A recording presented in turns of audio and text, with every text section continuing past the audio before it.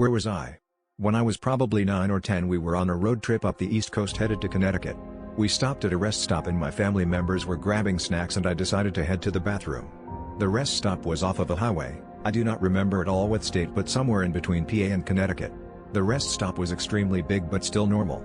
There were different places to get food like Subway and decked in the inside. I was trying to find the bathroom and I found myself in a totally different section of the rest stop. Things started to look older and a little vacant. I was walking through doors and then I went into this door in a weird empty room, and what I walked into was unexplainable. But here I go. I remember when I walked into the room it looked like a disco show sort of. All of the lights were going with rainbow colors, waiters were walking around serving drinks, and there were a bunch of round tables with people playing bingo. The floors were like the old speckled bowling alley floors. It almost felt like I walked into a completely different time period. The weirder part is, the only people making any sort of movement were the waiters.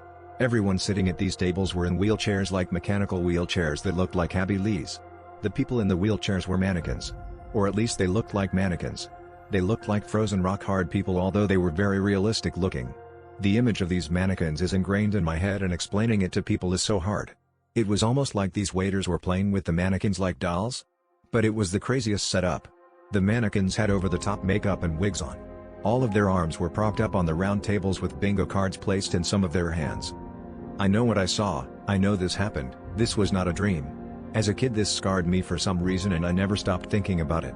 I walked out and went right to the car because my family had already gotten back in the car. I never said a word to my family about it at the time. This is still something I don't understand. I posted this in a different subreddit and got so much hate for it. I know this sounds crazy, but it is still something to this day I cannot explain. What do you guys think I saw? What was that? Has anyone heard of anything similar?